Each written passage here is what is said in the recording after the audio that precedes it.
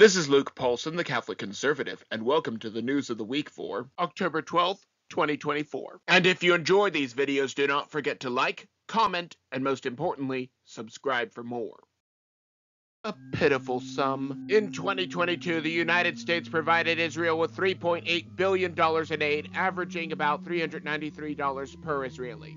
For Ukraine, we allocated a staggering $48 billion, roughly $1,333 per person. It is clear that when it comes to other countries, the U.S. government prioritizes them over us. But when our own citizens, like the victims of Hurricane Helene, need assistance, they are left with a mere $750 check. This aid barely scratches the surface for these people whose lives have been upended with nowhere to spend the money. How did this happen? Earlier this year, both Mayorkas and Korean Affirmative Action Hire acknowledged that FEMA's resources were diverted to house illegals from Texas and Florida. The budget that should have been earmarked for disaster response is now depleted, leaving American citizens to pick up the pieces with little help. When it comes to supporting foreign nations, the funds seem to be limitless. But when tragedy strikes here at home, we are left with empty pockets and hollow promises. Remember that when they ask for your vote in a month, an inability to vote. As North Carolina reels from the devastation of Hurricane Helene, an unexpected crisis looms. The potential disenfranchisement of countless citizens. With Election Day just a month away and basic infrastructure in tatters, North Carolinians are left wondering whether they will have a chance to vote at all. I did see one report that said that the district in question was largely red, but I cannot confirm that. For these residents, the ability to cast a ballot is not just about political preference. It is a symbolic step in reclaiming their voices amidst the destruction. In a cruel twist, it is not just their voices that are being restricted. Aid, too, has become a tightly controlled resource as FEMA seizes supplies that could help these communities rebuild. FEMA is confiscating aid. As citizens try to recover, they face another obstacle. FEMA is confiscating privately donated resources from high-profile figures like President Trump, Elon Musk, and other volunteers on the ground. It is a stark reminder that when federal agencies step in, they often sideline grassroots efforts in favor of tightly controlled operations. But with FEMA's budget already stretched thin, many wonder why the agency would restrict well-meaning privately funded assistance. This move has sparked frustration as FEMA's resources are limited and its response times are often sluggish. The real impact is felt by those who have lost everything, only to watch as much-needed donations are removed, further delaying their path to recovery. It seems the federal government has another interest in this region, though, one that is buried just beneath the surface. Quartz and lithium for the taking. North Carolina is rich with valuable resources, particularly quartz and lithium, essential elements in the tech and electric vehicle industries. With much of the land devastated by the hurricane, corporate interests are undoubtedly already eyeing this territory for pennies on the dollar. The timing feels all too familiar. Years before the fires ravaged Maui, the World Economic Forum suggested transforming the island into a smart city. Could similar plans be in store for North Carolina? It would not be a stretch to assume that certain interests see this tragedy as an opportunity, using the lithium deposits to fuel the electric car push of the Biden administration's green agenda. But what happens to the people who once called this land home? Certain powerful people do not care. And as the conversation around environmental sustainability heats up, it is clear that we will soon face a new scapegoat in the fight against climate change: artificial intelligence. AI and global warming. Artificial intelligence has been heralded as both a technological marvel and a harbinger of doom. At first, AI was feared as a potential end to humanity, with dystopian comparisons to The Matrix and The Terminator. When that narrative failed to stick, critics claimed that AI would rob us of original thought, creating a culture of plagiarism and copyright infringement. That prediction also fell flat. Now climate activists are sounding the alarm, claiming that the massive servers used to power AI are exacerbating global warming. Global warming, something that will kill us all, even if the models never come to fruition. But let us not forget that dire environmental predictions are nothing new. From claims of an impending ice age in the 70s, to repeated warnings about rising sea levels. These scares have never materialized as predicted. So is this just another case of misplaced blame? The fact remains that AI is a tool. When homes were first wired for electricity, everyone thought that all the homes would burst into flames. Regardless of AI's environmental impact, the biggest threat to free speech and innovation right now is actually coming from our own government. Clinton's 230 statement. Once upon a time, social media companies like Twitter and Facebook were defended as private platforms with the right to curate content as they saw fit.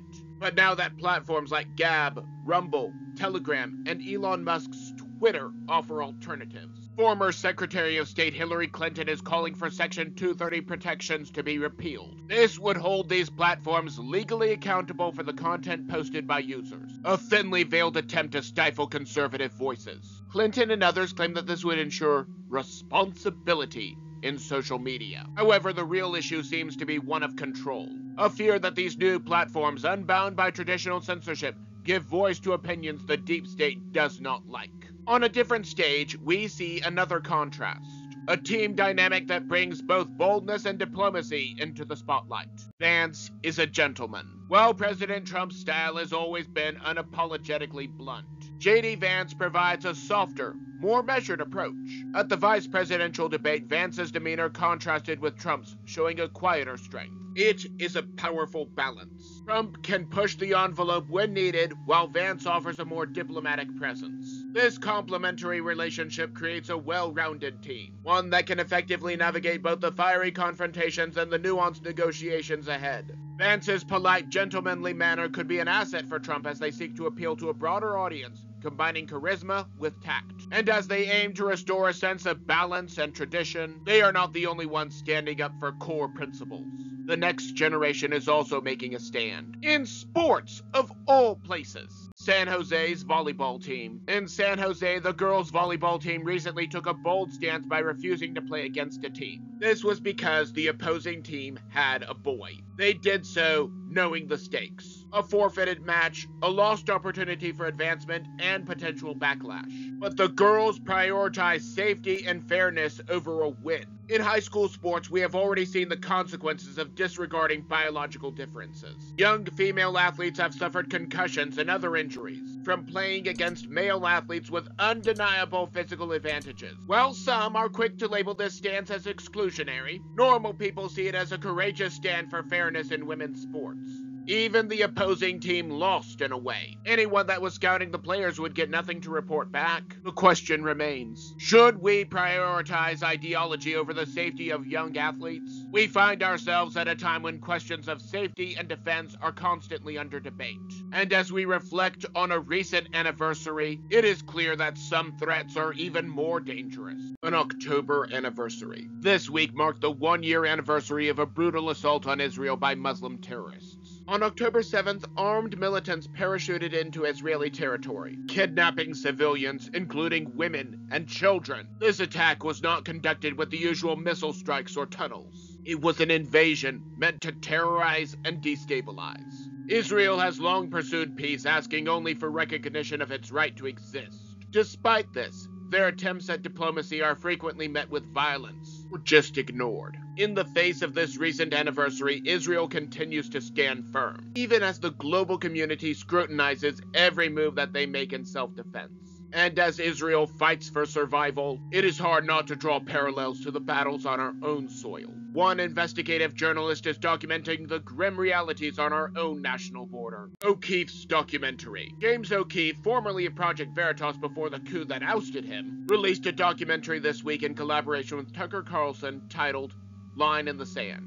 The film exposes shocking human rights abuses along the U.S.-Mexico border, shedding light on conditions that have remained largely hidden from the public eye. O'Keefe reveals that unaccompanied minors are sometimes placed in vehicles alongside criminals, subjected to unbearable heat during the day, and freezing temperatures at night, with little intervention from authorities. He also documents the Mexican military's involvement, showing that they effectively control the border itself. O'Keefe poses a chilling question. How much of our integrity are we willing to sacrifice just so that these people can cross? It is a haunting reminder of the complex issues that we face not only abroad but within our own borders. This border problem was created by the Democrats. However, some are trying to distance themselves from it. Cackling Kamala is not Brandon. Brandon has often spoken of Vice President Harris as an integral partner in his administration and consistently emphasizes her role in shaping key policy decisions. Despite this, Harris now seems eager to distance herself from Brandon as the public eye grows more critical. Recently, she has been hinting that while she supports the administration's initiatives, she is implying that she is not a mirror image of Brandon. Yet, when we look at her record and positions, policies she supports are virtually identical to those of Brandon, from expanding federal power to supporting more progressive agendas on various social issues. Given her alignment with Brandon's policies, it is unclear how she can convincingly distance herself without contradicting her own record. And she does contradict it. As we consider Cackling Kamala's rebranding efforts, another legal battle has reached a turning point, signaling a win for personal freedom. Free to bake cakes. Jack Phillips, the Colorado baker who faced years of legal battles for refusing to create a cake that went against his personal beliefs, can finally bake in peace. After his long struggle, including a landmark Supreme Court ruling in his favor, Phillips now has the freedom to decide which cakes he bakes and which he declines with the law behind him. This outcome reaffirms the fundamental right to individual expression, particularly when it involves deeply held religious beliefs. In today's world of countless bakers and businesses, it is evident that those seeking custom cakes can find a willing provider elsewhere, highlighting that this was never about access to services. It was about forcing a choice. Phillips' victory is a nod to the freedom of conscience, and a reminder that respecting individual convictions benefits everyone in a diverse society. As Phillips celebrates the end of this legal saga, it reminds us that the fight for rights and freedoms continues in many forms, spanning different issues and communities. Maybe I'm just blowing smoke. Maybe I'm completely off my rocker, but that is just my opinion. And do not forget to like, comment, and most importantly, subscribe for more. But before you go, on the left I have last week's video, but you may also enjoy the video on the right.